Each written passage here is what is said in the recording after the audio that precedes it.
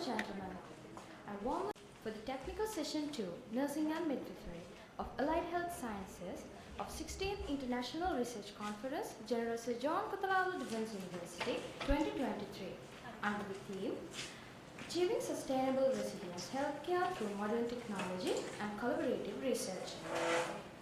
Now, I warmly welcome all the respective judges for today's session, and at the same time, I warmly welcome all the presenters in today's session.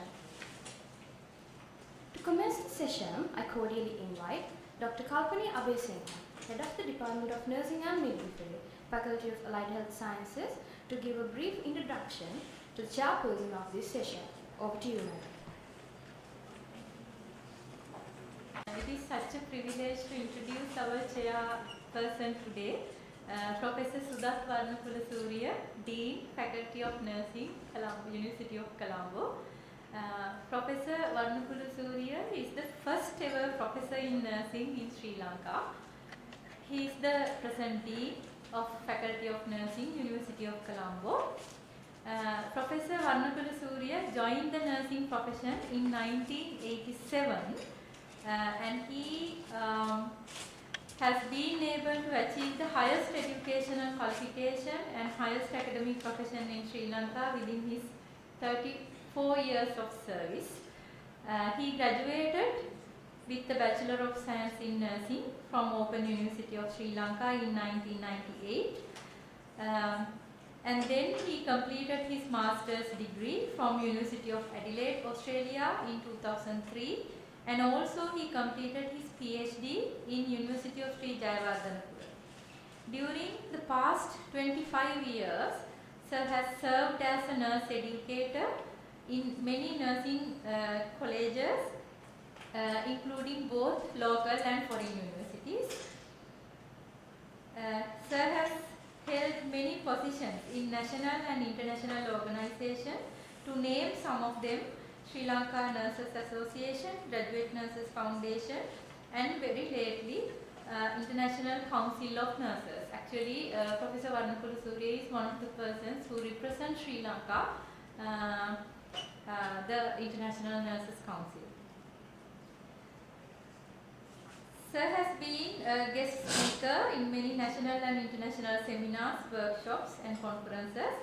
He is maintaining very attractive research profile with more than 850 citations with H-index, high-index journals. Currently, he is also the president of Sri Lanka Nurses Association and a member of Sri Lanka Nursing Council. So it's a privilege and great honor to have him here today. Over to you, sir. For the kind introduction, we are going to start the second session of the day.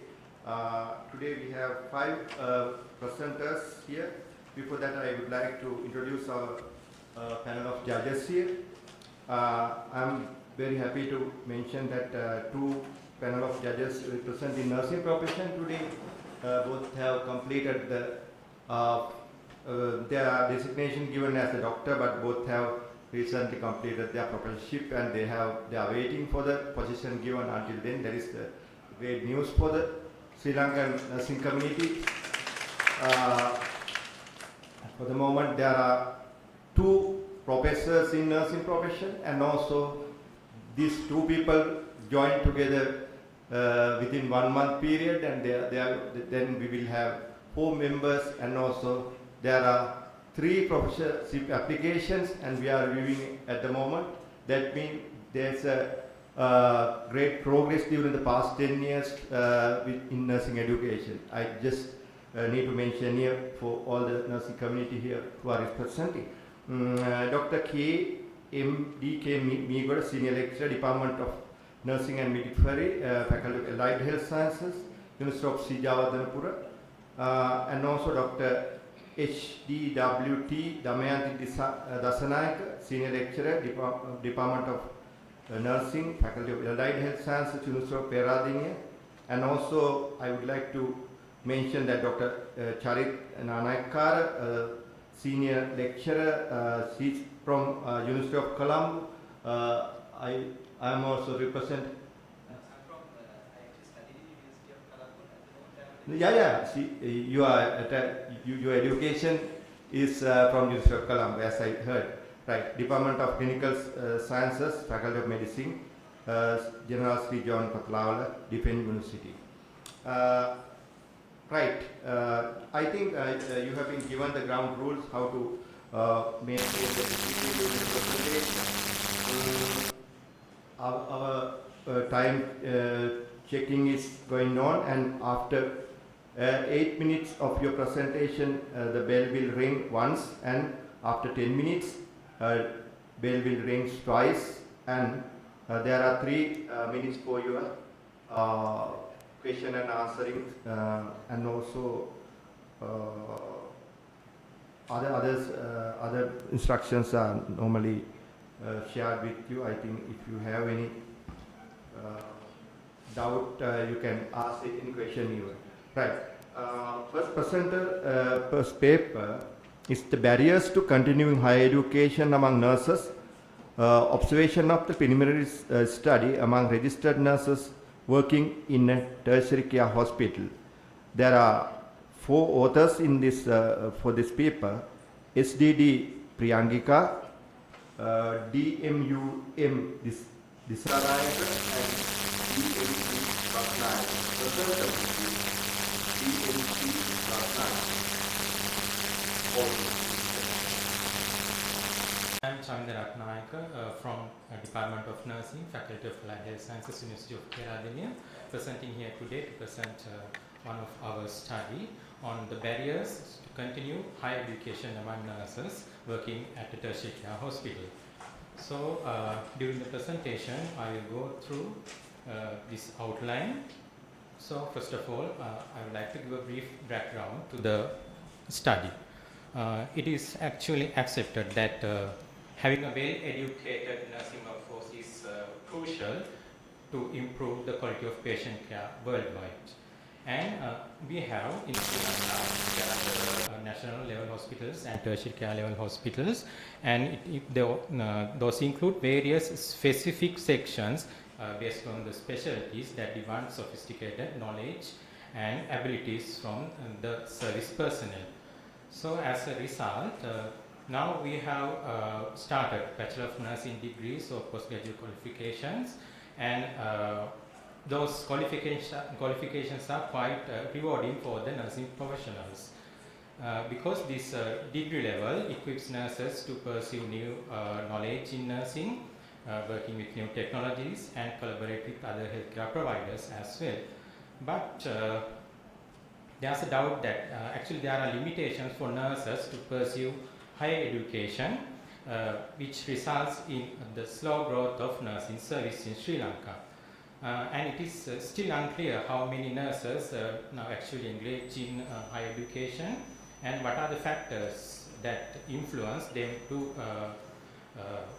not to pursue nursing degree.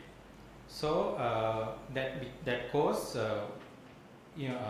barriers for nurses to continue their further education. So it is necessary to do some thorough investigations to find out what are the causes for such causes for them to not to pursue or continue higher education. So with that, we aim to study, we aim to survey the reasons that influence nurses' decision to seek or continue higher education in Sri Lanka. So this was actually a preliminary study.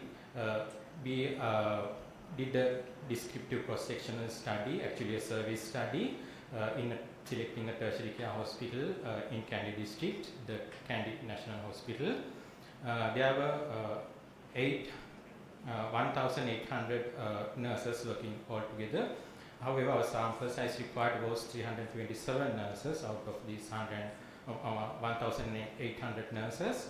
So first we considered stratified sampling method to select to decide the number of nurses to be selected from each section ward, and then random sampling method was used to select out the nurses required from each ward.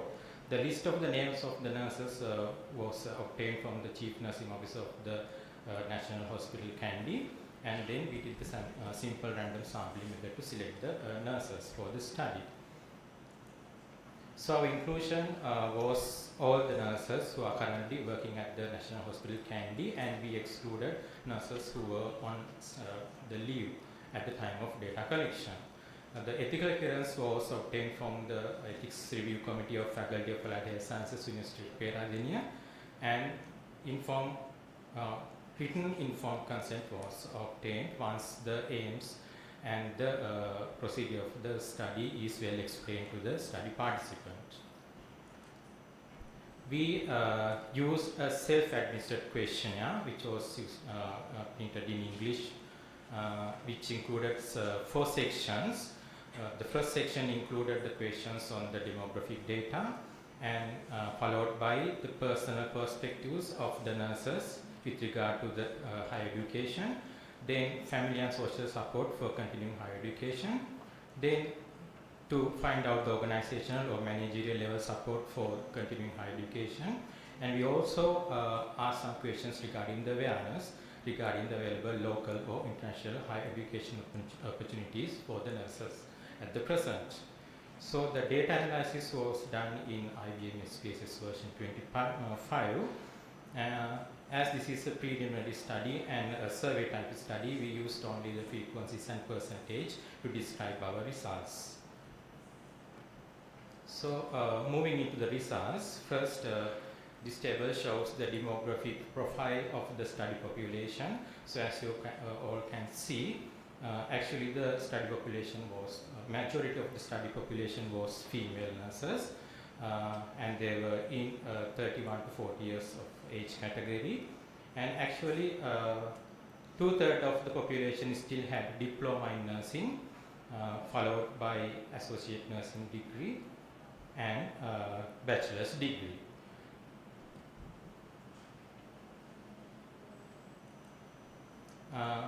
Under the first section of the questionnaire, we asked some questions regarding the personal ideas or perspectives or impeding factors that for their higher education. So actually it was important to notice is the nurses think, or nurses have the idea that having bachelor's degree is important to be a qualified nurse, and they also think that advancing their professional education will make them a better nurse, a qualified or good nurse. And however, still most of the nurses fear if they enroll in a degree program, actually they are fear about the expenses that they have to pay for the academic matters.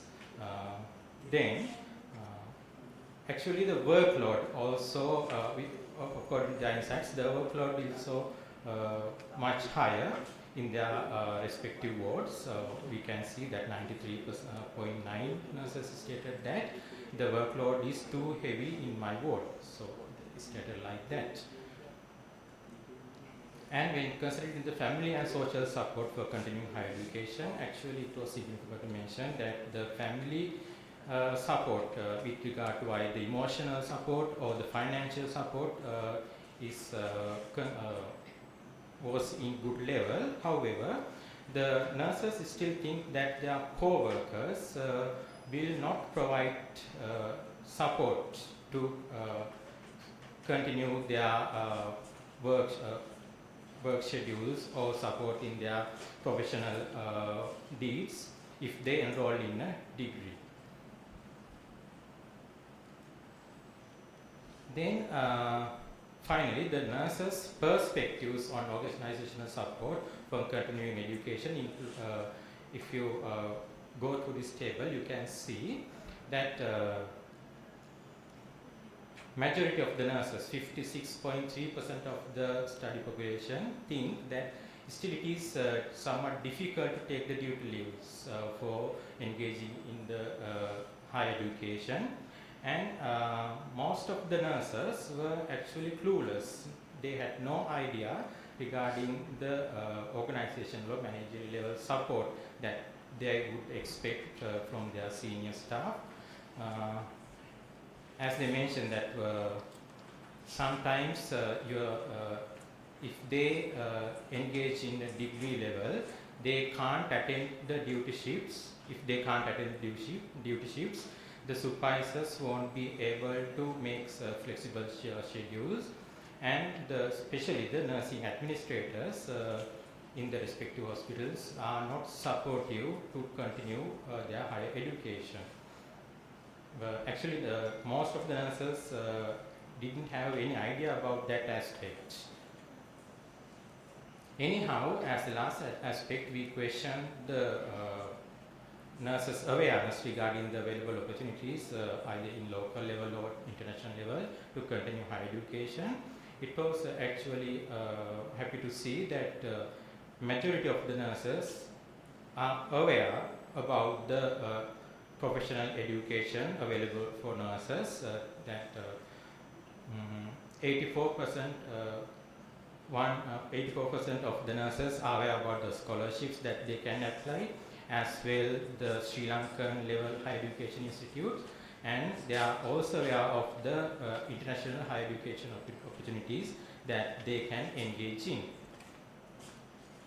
So moving into the discussion, based on the results, almost all the nurses expressed that having a Bachelor of Science in Nursing degree or higher level degree is useful to improve the quality of nursing service. This finding was actually is consistent with one of local finding which was done by Jayamaha et al. In 2021. However, there is a considerable proportion of nurses still who fear of expenses that they have to pay for their higher education, as well as the heavy workload in their respective wards. And though a considerable proportion of nurses are satisfactory with the family support, as I mentioned, still the majority expressed that it is somewhat difficult to receive the peer support or the support from their co-workers. Moreover, the considerable proportion still don't have any idea that which is actually the most of the nurses actually have the idea that it is still difficult to obtain duty leave from the authorities if they want to engage in higher education. Though the vast majority express that there is a lack of motivation, organizational level support, as I mentioned, we can see that though such barriers are there, prevailing barriers are there, some among the nurses, interestingly, the majority of nurses are aware of the higher education opportunities available for nurses in local law international setup. Therefore, as conclusion and recommendation, we can conclude that if the facilities or resources are given, such as scholarships, financial aids, flexible working schedules, and organizational support, establishing foreign collaborations, the nursing education, the amount of nurses that will engage in higher education will be increased in the future. So these are some references that I use for our study, and I would like to acknowledge the Director of the National Hospital Kandy, Chief Nursing Officer, and the Ethics Review Committee and Organizing Committee of International Research Sessions 2023, General Surgeon Kotelawala Defense University. Thank you. Thank you very much, Mr. Rathnayake, for very interesting presentation that is very related to nursing education. I think paper is open for the discussion. Okay.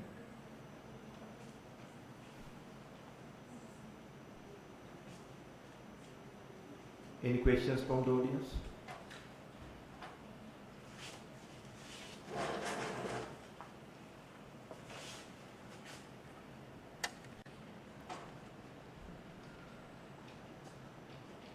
Since there are no any question, I would like to ask an interesting question, but I don't know whether you have asked this question. Did you ask a question whether how many of them are interested in leaving the country very soon and trying to go to UK? No, sir, this study was done in last year. So Right, last year. Right. I have two minor questions actually. Yeah. Can you questionnaire you used was validated? No, that questionnaire was actually prepared by ourselves, and we did the pre-test only. We validated the questionnaire. Next time The questionnaire was based on the literature that we found.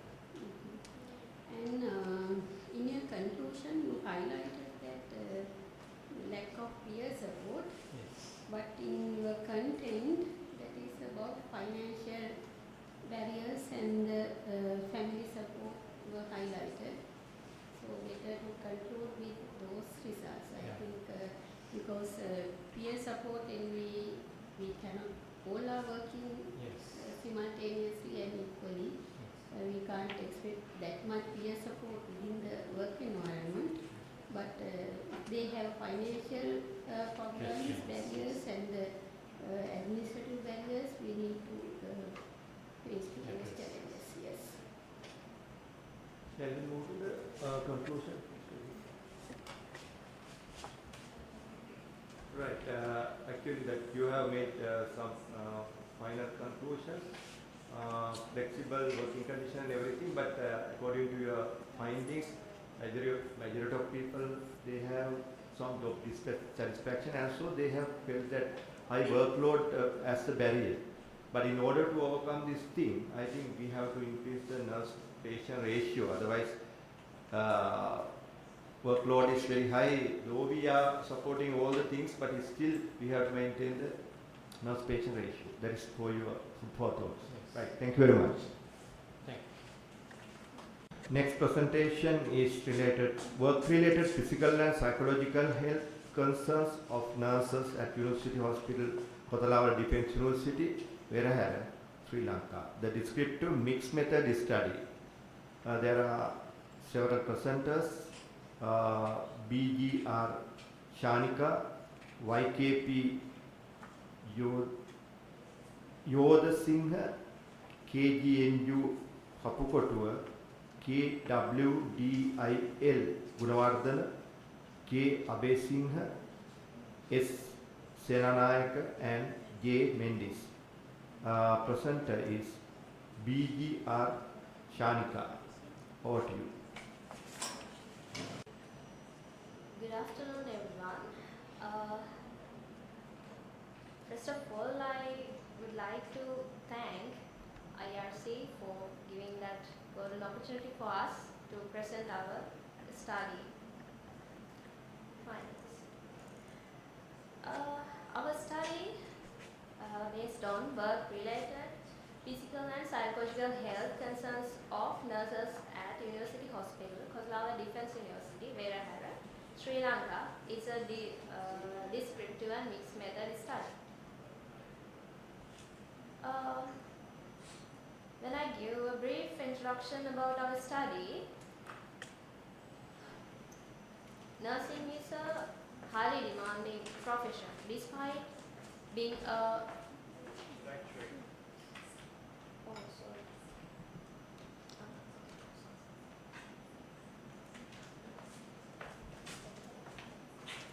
sorry for the mistake. Nursing is a highly demanding profession. Despite being a caring and compassionate profession, the personal health and well-being of the nurse is often less discussed and sometimes neglected. However, there are number of research carried out around the world regarding job satisfaction, work-related stress, and negative aspects of shift working life. Working environment of nurses may affect their quality of life, quality of patient care, and job satisfaction. So when we consider about newly appointed nurses, the majority of newly passed out graduate nurses may find the transition from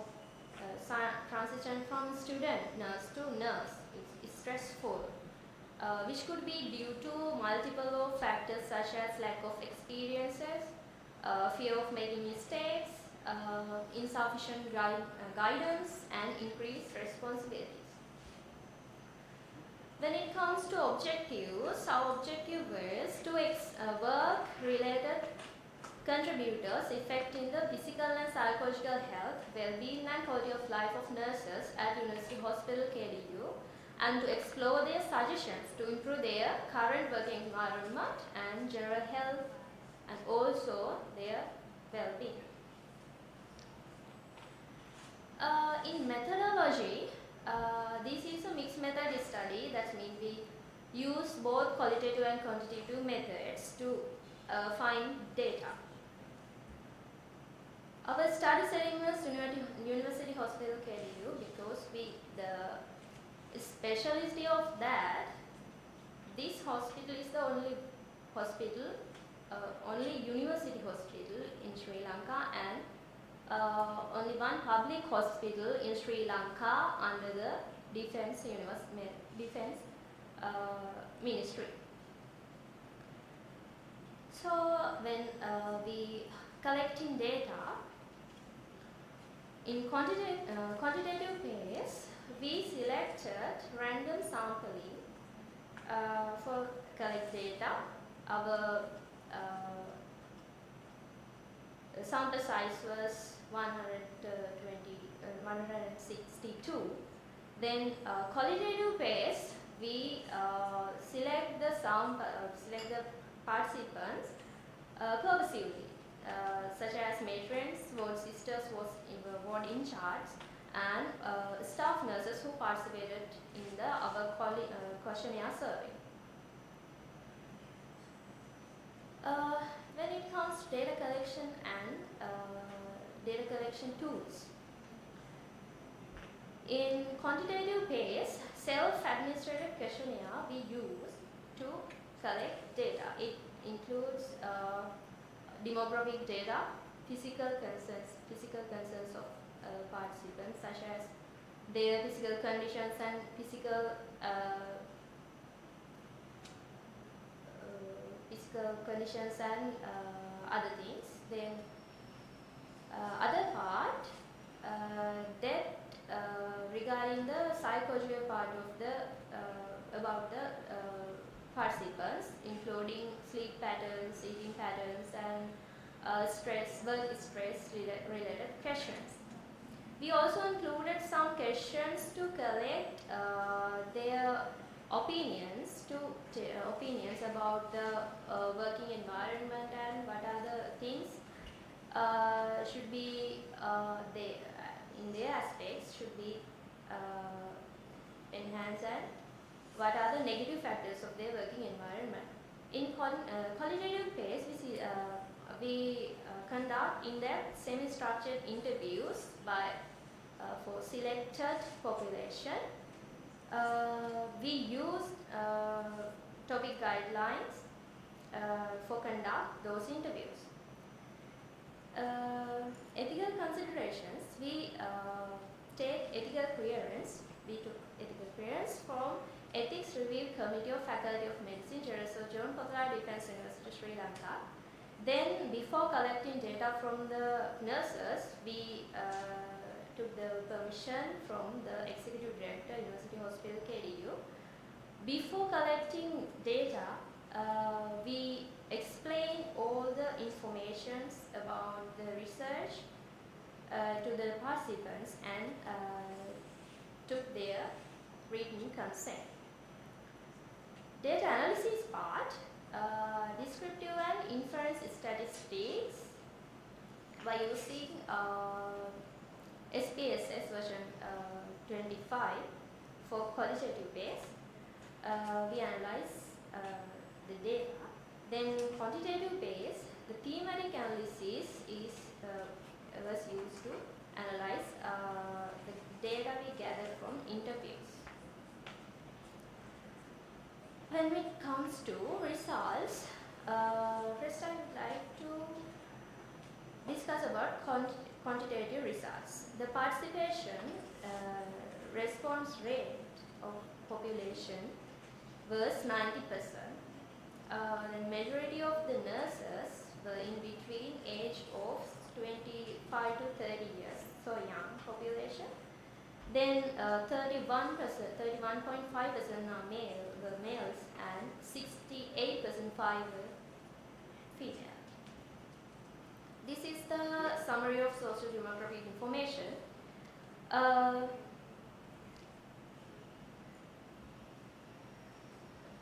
This is the report work-related physical and psychological conditions of participants. Most of the frequently reported conditions I mentioned there. Gastritis, joint pain, back pain, muscle pain, frequent feeling fatigue at daytime, then work-related stress. When it comes to participants' perception of factor of work-life balance, we ask questions on questionnaires about the satisfied with personal family life, they're satisfied with involved in family matters, then enough time to spend with their families, then enough time to spend with children, like things. Majority of the nurses were disagreed with they have enough time to spend their time with their family and colleagues and friends. So, in the last question we asked, the work has negatively affected the quality of life. It's agree with 42% of participants. When it comes to work-life balance, we rate their overall perception towards their work-life balance. Comparatively higher number of participants reported a low level of work-life balance. When it comes to qualitative findings, the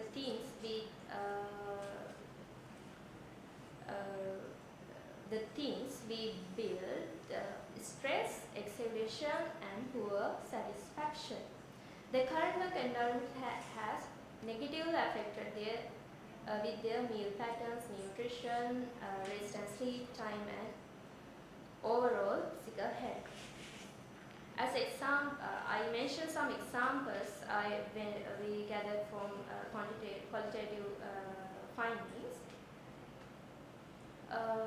According to the qualitative findings, nature of their usual work based on the working environment had affected nurses' psychological health. As example, frequently nurses reported that following they have lesser resting time and heavy sleep schedule. Some reported that lack of sleep increased their stress level. Then the workload has affected with the nurses' personal level requests, increase stress and decrease their job satisfaction. They also reported lack of autonomy, lack of appreciation, respect and dignity at work. This caused disappointment and frustration. Suggestions of participants to improve the quality of current work environment, general health, well-being and quality of life for nurses. They suggested flexible work hours, adequate staff in shift, adequate resting, training with dignity at work, then in-service training and special clinical training need to be provided. In conclusion, nurses who took part in the current study have a risk of developing physical and psychological health problems related to unhealthy meal patterns, impaired sleep, busy lifestyle, high workload and lack of adequate rest. Lack of respect and dignity at work affected the overall working satisfaction of these nurses. The recommendations of the findings reveal the need of changing nurses' current working environment in order to reduce their work-related stress and also to improve job attractiveness. In order to feel good at the workplace, it is important to have adequate staff and concern towards nurses' autonomy, respectful working relationship, and dignity at work. Those are the references we used in our study. I would like to thank all the participants to take part to our study. Thank you. Right, thank you. Very interesting area you have focused on using the mixed method. Hope paper is open for the discussion.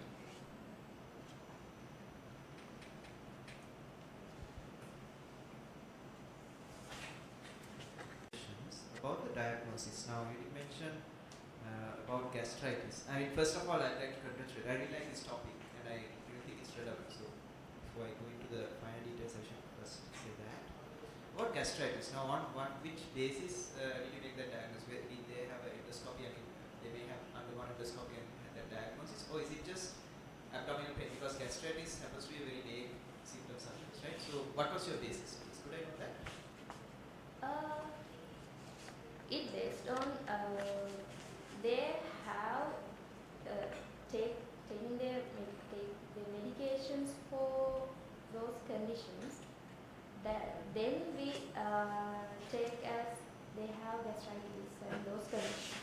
Okay.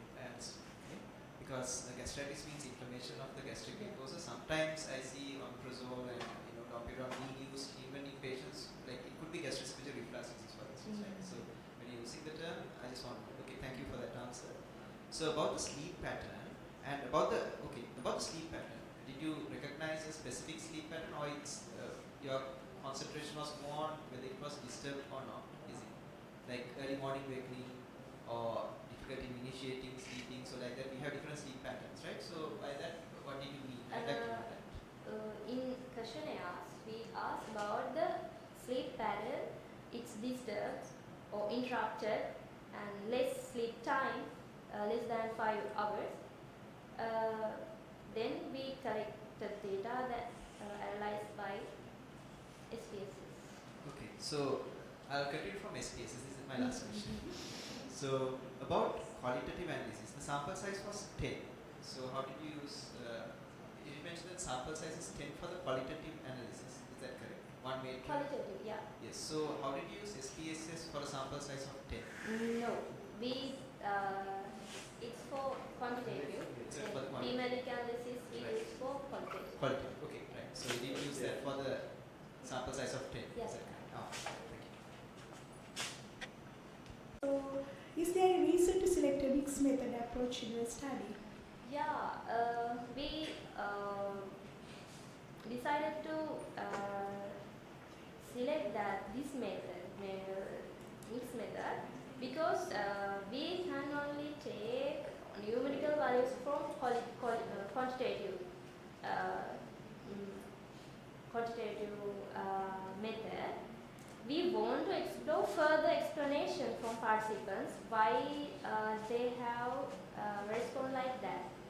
Then we could explore more information from them about their problems and their reflections. Okay, thank you. And what are the recommendations you can make based on your results? Yeah, we gathered the recommendations, suggestions from them also. We recommend that the nursing staff shortage is the most important things there.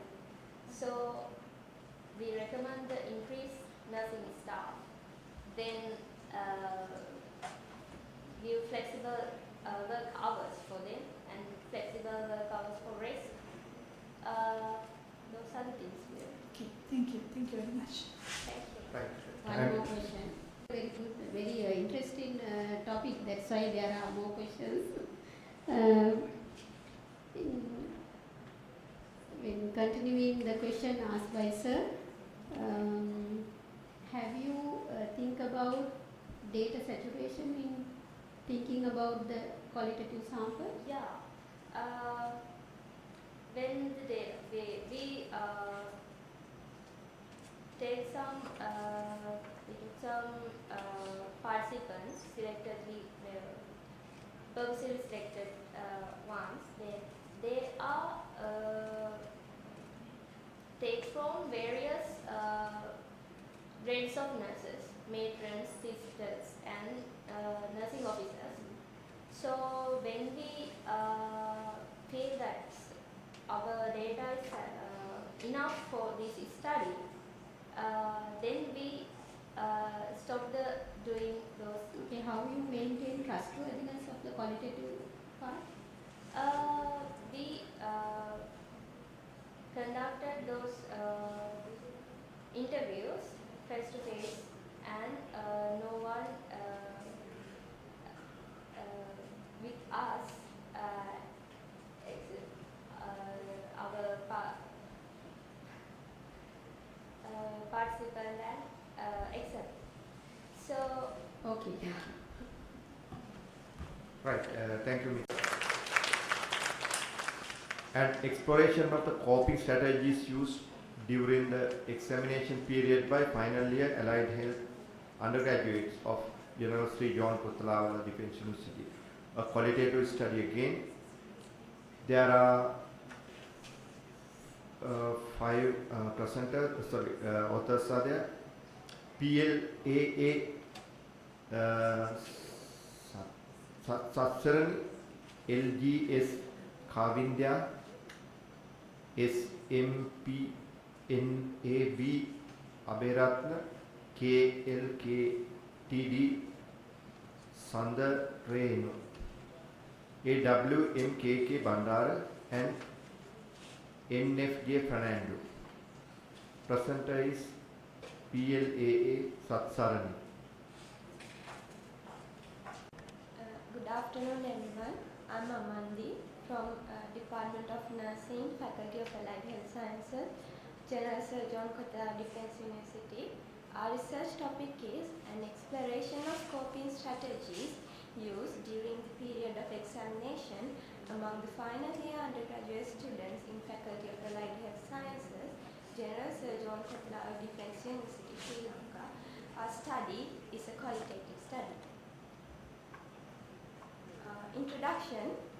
We all may think that university education is thrilling, joyful, but when it comes to exams, it gets really difficult to cope up.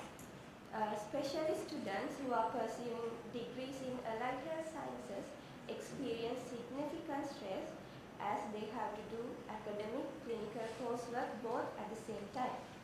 So high level of stress can lead to anxiety and depression due to demanding curriculum, clinical placement, and several evaluations.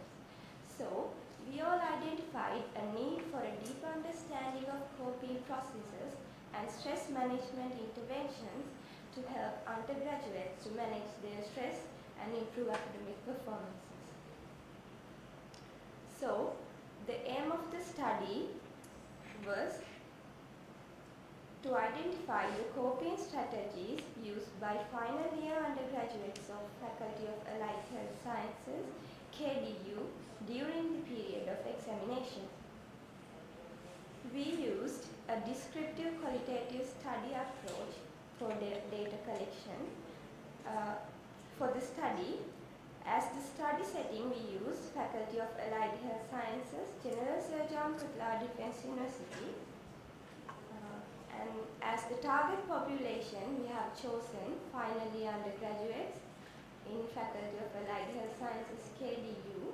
So all the final year BSc undergraduates who gave their consent to participate in this study in the Faculty of Allied Health Sciences, KDU was chosen as the inclusion criteria, while the undergraduates who did not give their consent to participate in this study, and also the lateral entry students were excluded.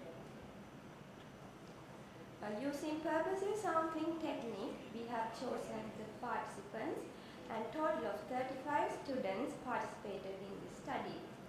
As the data collection method, we have used semi-structured interviews and a short interview administered questionnaire. When analyzing data, socio-demographic data was analyzed using simple descriptive statistics or SPSS, and qualitative data was analyzed using thematic analysis method. You can see the results of social demographic information. All of the participants were age range 22 to 27 years.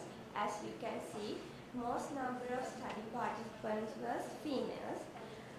These are the characteristics we have used during social demographic analysis: gender, family type, accommodation, degree, and GPA. These are the findings of qualitative data analysis. These four themes merged. Theme 1, maladaptive coping strategies. Theme 2, adaptive coping strategies. Theme 3, social support. Theme 4, active coping strategies. Theme 1, maladaptive coping strategies. The statements which are inside the inverted commas are the statement which is given by the participants in their words. Few participants reported that stepping outside to smoke a cigarette can provide a sense of calm and help them to recharge for their further study. Some reported that they are having a habit of venting their lecturers for their stress they are experiencing during the exams. Many reported that skipping the exam may have provided temporary relief from stress or anxiety. Theme 2, adaptive coping strategies or positive coping. Many reported that religion can provide comfort and support during the exam period, and when they are stressed, they can't concentrate on their studies. Participants reported that positive reframing also helped them reducing stress during the exam period. Many participants chose to uninstall social media applications from their phones in order to maintain their focus throughout the exam period. Most of the participants reported that most of the time they accept the reality as it is because they have to finish their exam. Theme 3, social support. Few students indicated that dealing with academic difficulties and personal challenges without familiar support system can be a stressful experience. Several participants reported that sharing their notes with others was also helpful in improving their understanding of the lessons and allowed them to review the materials more thoroughly. Most of the participants revealed that they received good family support during the period of exam. Theme 4, active coping. Few reported that they spent time alone in nature away from the distraction, which helped them to clear their mind and focus on the studies. Many stated that internet browsing was refreshing and relaxing. Most of the participants expressed that taking a break to dance and listen to music provided a fun and enjoyable way to relieve stress. Many reported that make a plan to study during the exam period. They said that it helped them to have enough time to complete essential tasks and manage their time. So as limitations, this research was conducted in one university in Sri Lanka involving very few students from each stream, and there was only a one-time point for data collection in this study, so we thought it hinders our insight how students experience progress and evolves over time. And as the conclusion, this study provides information on the different coping strategies used by final year undergraduates to relieve stress during exam period. Those include avoidant, adaptive, social support, and active coping. Identify students with a lack of positive coping also, we can help them with improving their coping strategies. As the recommendation, conducting qualitative studies to explore further coping strategies and strengthening the existing university faculty level mentoring, counseling services, and introducing novel active coping strategies like yoga or Zumba sessions, and conduct psychological awareness training programs to strengthen students' positive coping skills. These are the some of references we have used. So we acknowledge all the participants who gave their support to our study, the supervisor and co-supervisors, academic staff of the Faculty of Allied Health Sciences, KGNU. Thank you so much for your time and attention. Thank you very much, Ms. Sathsarani. Very interesting area. You have also focused on student critical period, the examination time, the stress and coping strategies. This paper also open for the discussion.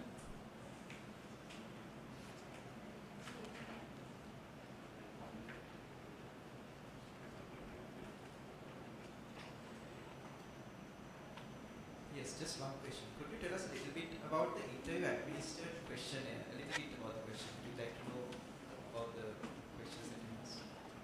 Yeah, so maybe about the structure of This relevant to what you asked before, so about the validation and like for instance, stress as a definition. So if we call someone stressed out, there is an international way of like there is the SSP criteria and there are various ways of defining. And it's alright. I mean, sometimes we try to define it on research and sometimes we don't. But if you do it, then I mean you can see that as a like a good thing to do, right? So just tell us a little bit on the questionnaire and how you categorize this. yeah, actually, sir, we made the questionnaire using past literature, especially one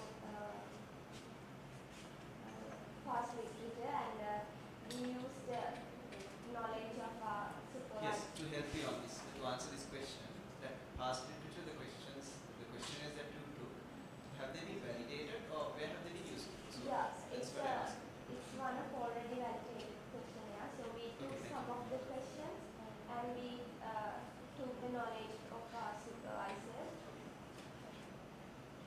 Was your study made on qualitative or quantitative? Qualitative. So Whole study was on qualitative. actually, we use purposive sampling method to get an idea about the. No, if it is qualitative, you can use any questions. No, actually, our study is qualitative mainly. When choosing the participants, we use purposive No, I sampling. am not asking participants. Question, a research tool should be what should be the research tool in qualitative study? Interviewer administered question. Interview administered questionnaire, it should be interviewer guide. Right? It should be interviewer guide. Interviewer guide. Don't use the term questionnaire. And how you maintain the trustworthiness again? Since Yeah. it was the qualitative study. When I talk about the data collection whole procedure, we chose the participants, got their consent, informed written consent. Then after choosing the participants, we chose a room where there is only the interviewer and the interviewee present. So we took the consent to record the session as well. So Have you heard about the terms credibility, dependability, conformability? yeah, Have you maintained them? yeah. Thank you. Sathsarani, nice presentation, congratulations. I have one question. Why did you exclude the lateral entry students? As those lateral entry students have different stresses because they have already finished their diplomas and they have some of them, no, the most of them have married, they do have children, so we, People don't have stress? no, they do have stress, but we wanted to apply this study topic to a set of people who do have kind of a similar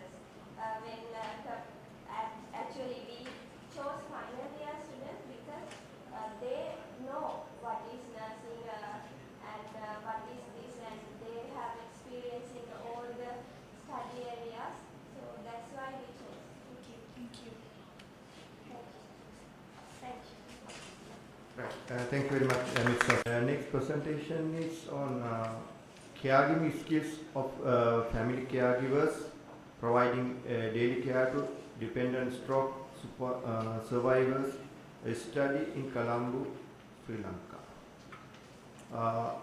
There are several authors: S.A. M.H. Kumara, S.W. Vimlasekara, G. Ponnamperuma, A.T.D. Amarasekara, and S.P. Gunathilaka. Presenter is S.A. M.H. Kumara. Good afternoon, Chairpersons, ladies and gentlemen. I'm Madhuranga, the presenting author for this paper.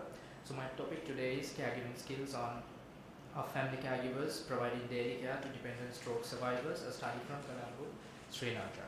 So as an introduction for this study, stroke, as we all know, it is a leading cause of disability in Sri Lanka.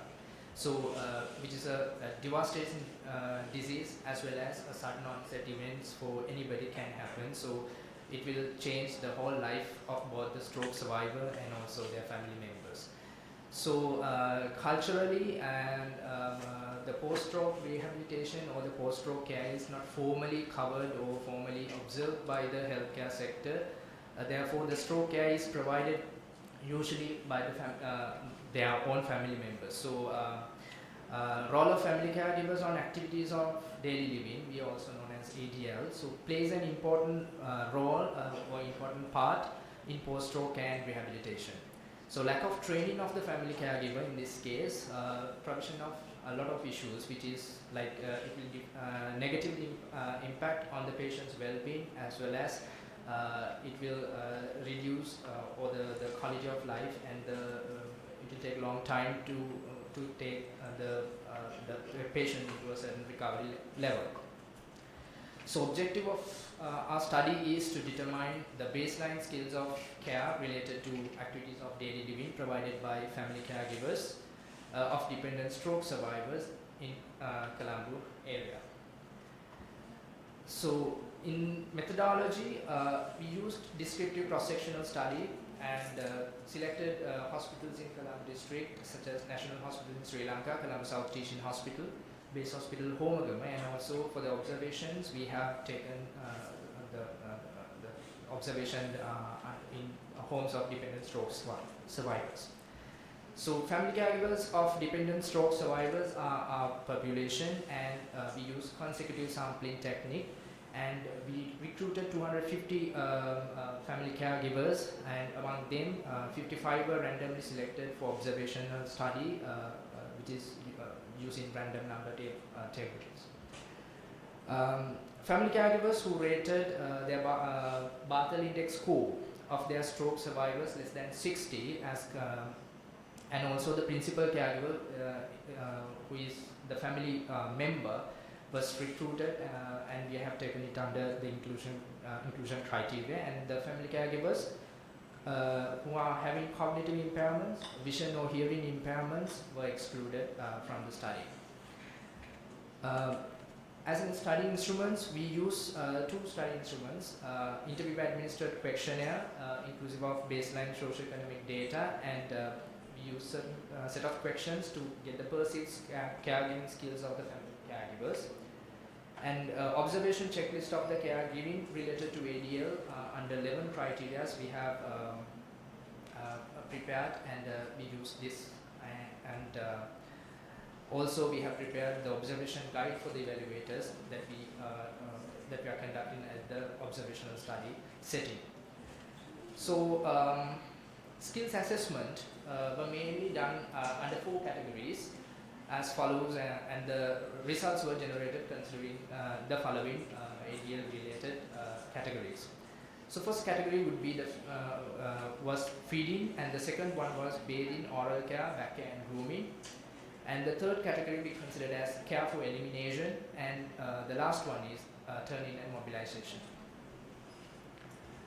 So in the observational part of the study, the total score will be given out of 100 for each category selected, and will be interpreted as follows. So the people who got less than 50 out of 100 would consider as they have poor skills, and the people who got more than 81 out of 100 considered as they demonstrated very good skills while they are providing the care to this family member who is suffering from stroke currently.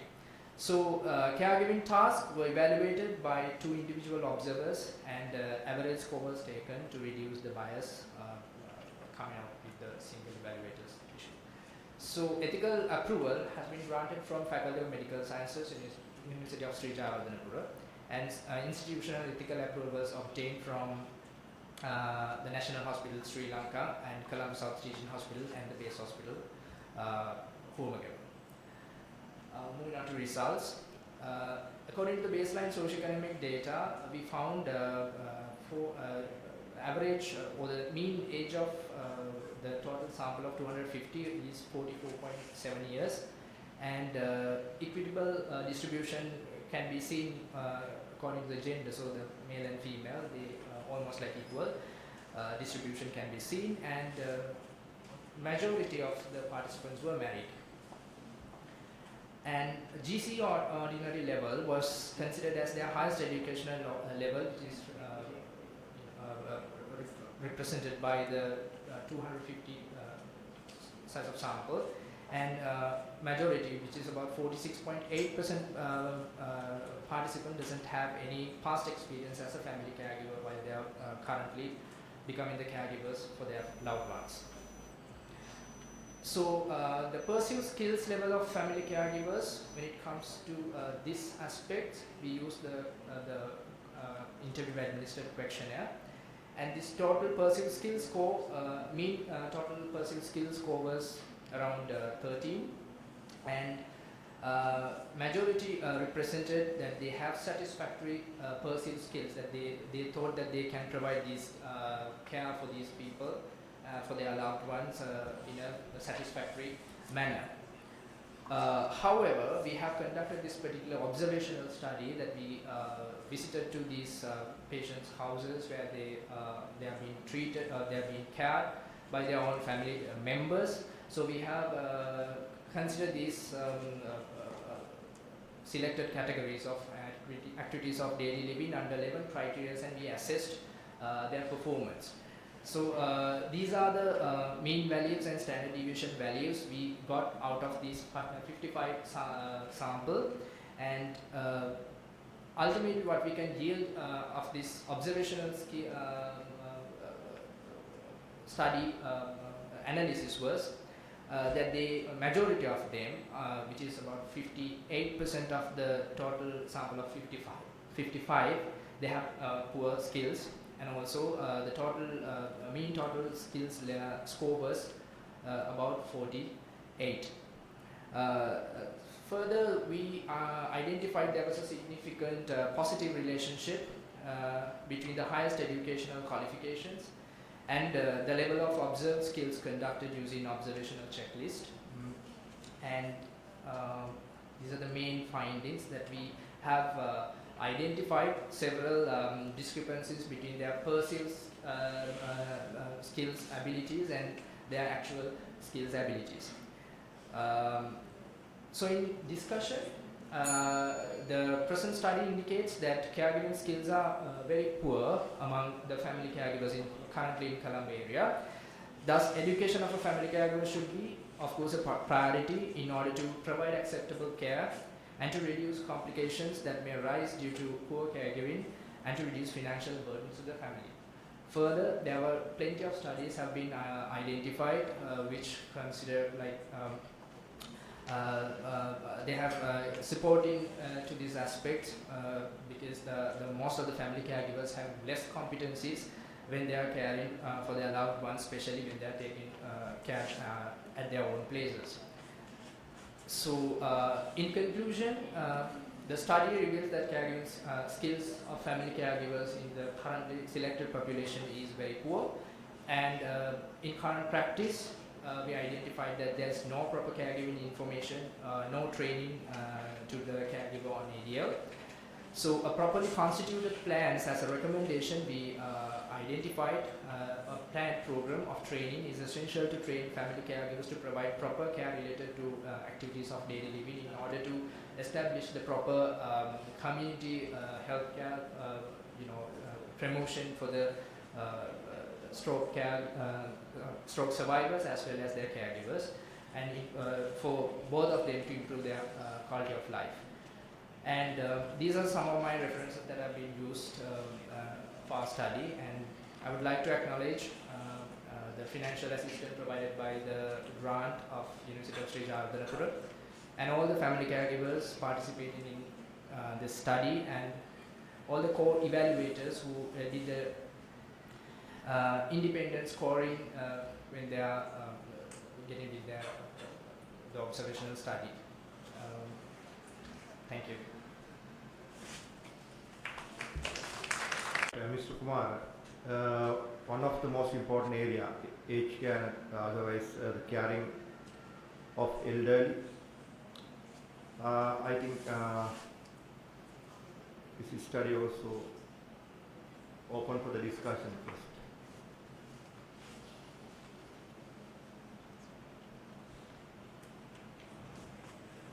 I have a few questions. First, I'm glad that a study was done about stroke survivors, and of course I've seen so many patients who suffer due to bad nutrition and bad care after stroke. So a few things. I understand that you did put this on the slide as well. The definition of dependence is my first question.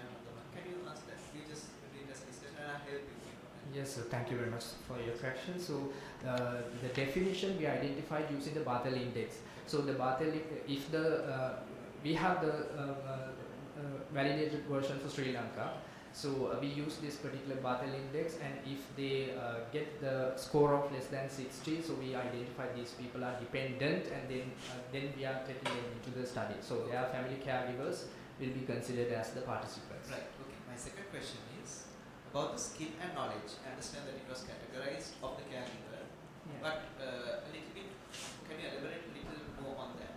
How you check the skill and the knowledge? I mean, that's a bit of a broad area. Now, Yeah. I understand that if I ask questions from these certain people about the absolute nutrition, how many kilocalories did you give this patient? Yeah, What is the you get what I mean, right? So that is a very Of course.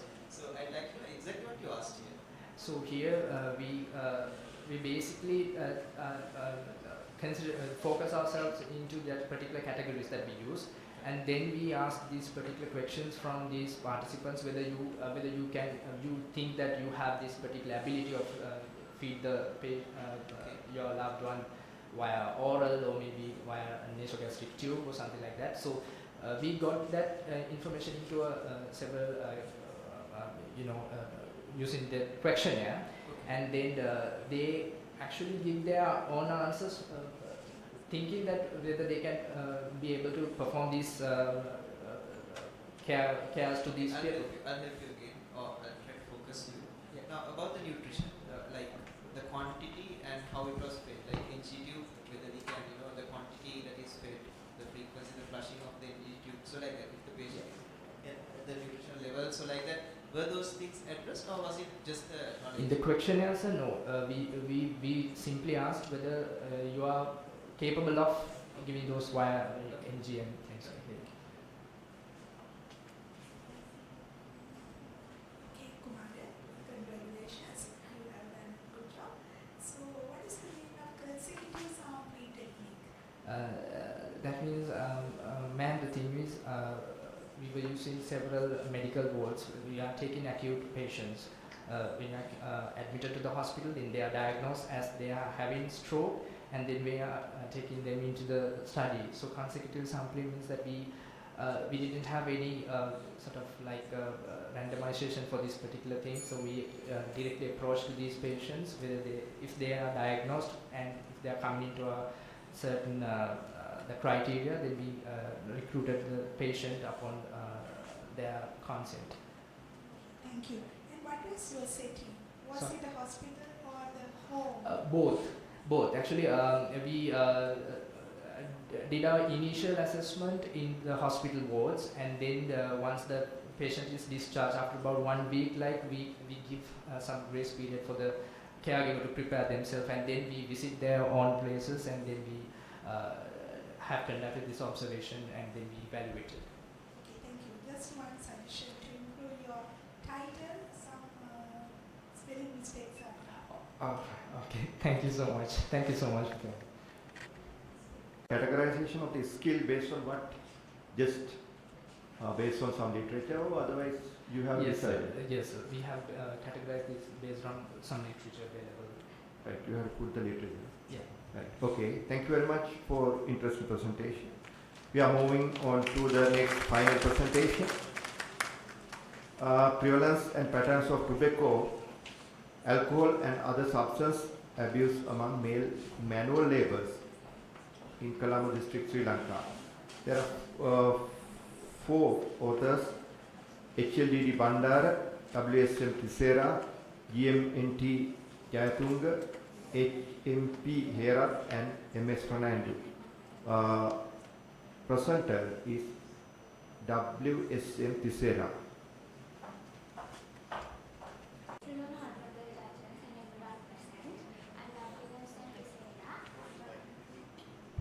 Our research topic is prevalence and pattern of tobacco, alcohol and other substance abuse among male manual labourers in Colombo district, Sri Lanka, paper ID 636. The content of our presentation includes the introduction, objectives, methodology, resource, conclusion, recommendation and limitations. Introduction. Tobacco smoking, alcohol consumption and other substance abuse has become a significant health and socio-economic challenge worldwide. Increased consumption of alcohol, tobacco and other substances in Sri Lanka has severely impacted the country's economy. In 2020, the highest number of drug-related arrests were reported from Colombo district, and it was 16% of Sri Lankan adolescents had at least used one illegal substance during their lifetime. According to the Alcohol and Drug Information Center, the status of alcohol consumption in Colombo district was 30.7%. Tobacco use, alcohol use and other substance abuse are common problems among manual labourers in many areas of the world. This affects the industry through lost productivity, workplace accidents, injuries, employee absenteeism, low morale and increased illness. Therefore, this research study will focus on the prevalence and pattern of tobacco, alcohol and other substance abuse among male manual labourers in Colombo district, Sri Lanka. It will help us to identify the most vulnerable age group and to assess the associated factors that may have led to tobacco, alcohol and other substance use among manual labourers.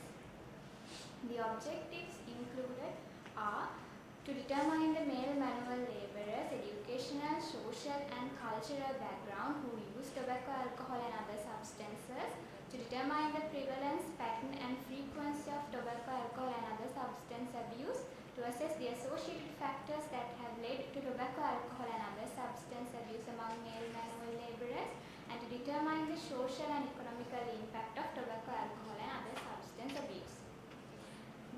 Methodology of our study was that the study design was a descriptive cross-sectional study, and the study setting was a randomly selected 5 peri-urban emerged divisions in Colombo district, Sri Lanka, which were Werahera, Rathnayake, Priyangika, Maharagama and Homagama. The study population was male manual labourers in Colombo district, and the inclusion criteria were male manual labourers who were more than and equal to 18 years to less than and equal to 65 years. The exclusion criteria were male manual labourers who were acutely ill, aged less than 18 and more than 65, having psychiatric illnesses, and women manual labourers. The sample size was 411 male manual labourers in Colombo district, and data collection tools and methods were interview-administered questionnaires which were administered in English, Sinhala and Tamil. Data analysis was done using SPSS version 26, and chi-square test was used to identify the correlation. Ethical clearance was obtained from the Faculty of Medicine, General Surgeon, Kotelawala Defence University, and the approval was taken from the Regional Director of Health Services in Colombo and the relevant medical officers in 5 peri-urban MOH divisions. Moving on to the results, the socio-demographic data found was that out of the 411 study participants, 139 were between the ages of 38 to 47 years, and majority was Sinhala Buddhist with a monthly income ranging from 11,000 to 40,000 and had completed their ordinary level of education. And we found that a large proportion of participants smoked and drank alcohol, which was 250. Knowledge and awareness of participants regarding the use of tobacco, alcohol and other substances. So we found that majority had good knowledge and awareness of health problems, which is 94%, socio-economic problems, which is 95%, and adverse effects of drug use, which was 86%. Moving on to the details of tobacco consumption, among the 411 participants, 303 smoked tobacco, and among them majority smoked cigarettes. The mean age of smoking initiation was 19.24 years and the mean smoking duration was 20.2 years with a mean expenditure of 333 LKR. And majority of the participants smoked more than one per day currently, and 82.8% of members smoke more than one cigarette daily. It was found that significant number of participants were influenced to smoke by their friends, which is 35.5%, and among the 303 participants, 282 had received advice to quit smoking, and among them 122 had received advice from their family members. Details of alcohol consumption, among the 411 participants, 322 consumed alcohol and majority consumed beer and local arak, which was 144. The mean age at which alcohol was first tried was 19.82 years, and the mean years consuming alcohol was until now was 20.95 years. The mean expenditure was 1,215.06 LKR, and higher percentage, which was 51.9%, participants consumed alcohol weekly, and significant number of participants, which is 41%, were influenced to use alcohol by their friends. Among the participants, 288 had received advice to quit alcohol consumption, and among them 134 had received from their family members. Moving on to the details of other substance abuse. Among the 411 participants, 71 participants used other substances and majority used ice and heroin, which was 28.2%. Mean age first tried using other substances was 19.14 years, and the mean number of years using other substances until now was 8.79. The mean expenditure was 1,609.86 LKR.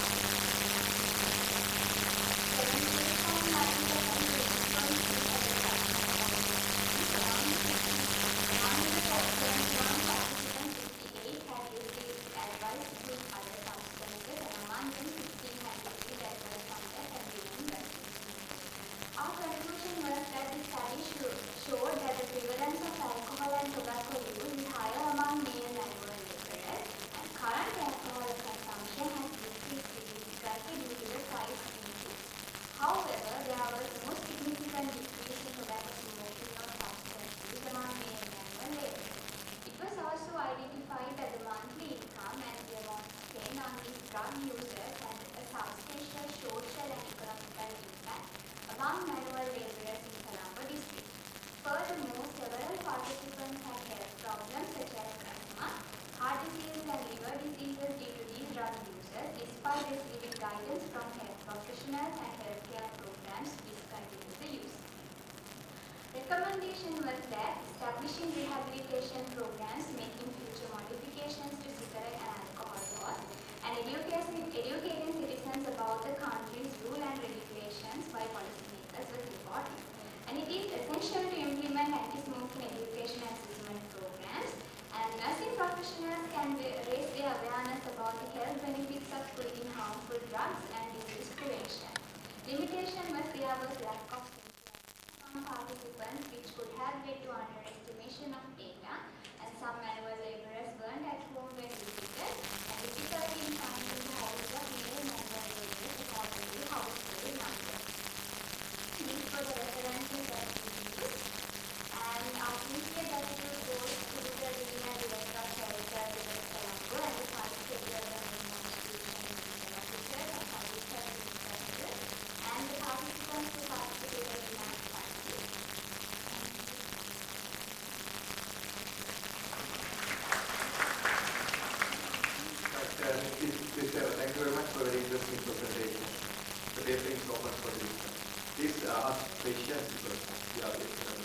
contribution that I am given to our patients.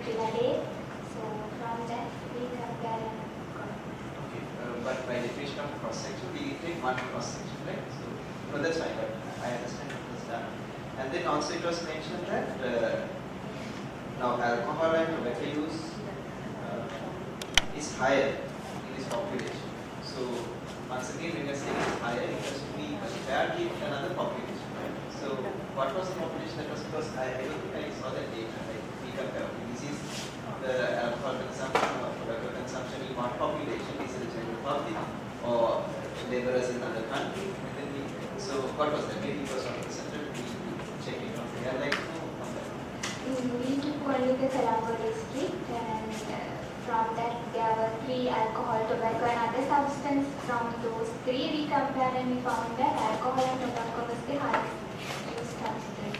Okay. But now if the student is they consume it or not, now let's say for instance if you take another population, what if they are consuming more? Like what if the general public is consuming it more? Because you have to take it that way.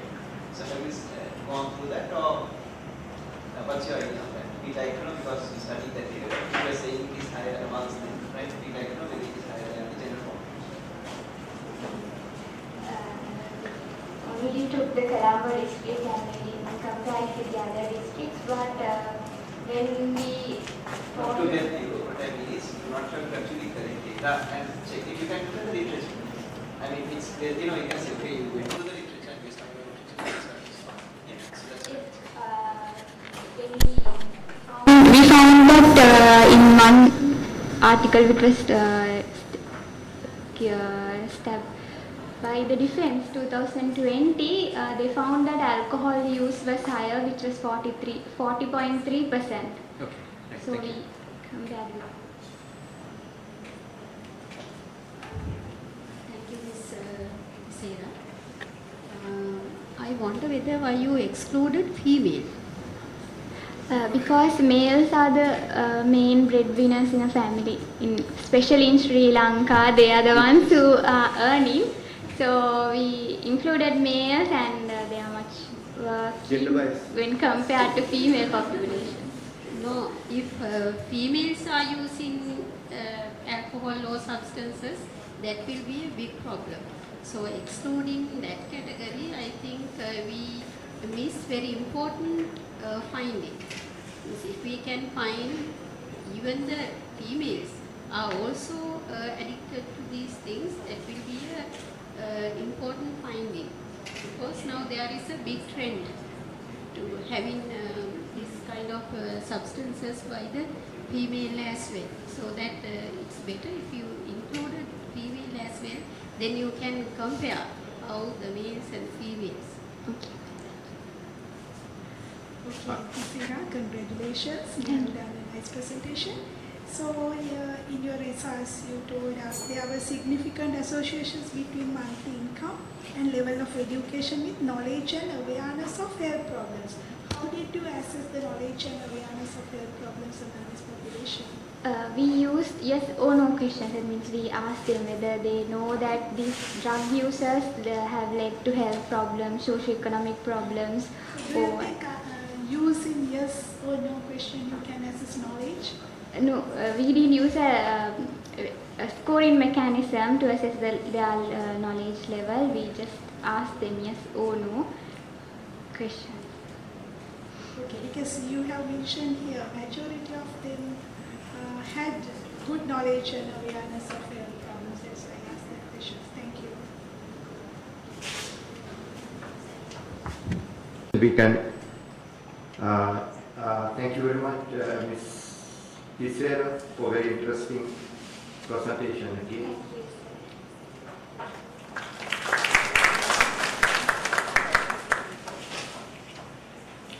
Right, ladies and gentlemen, we have come to the end of the second session of the day. Overall, if you look at the 5 presentation, there were several different methodologies they have used, like descriptive level 1 studies, descriptive level 2 studies, and especially qualitative studies and advanced level mixed method studies. And also, all the researchers, they have focused on mainly the nurses' stress, nurses' health problem, work-related health, job satisfaction, and all the areas, as well as they have focused on the student education and stress levels related. And one study has focused on the prevalence of this substance abuse and other related problems. And also, one study has focused on especially trends related to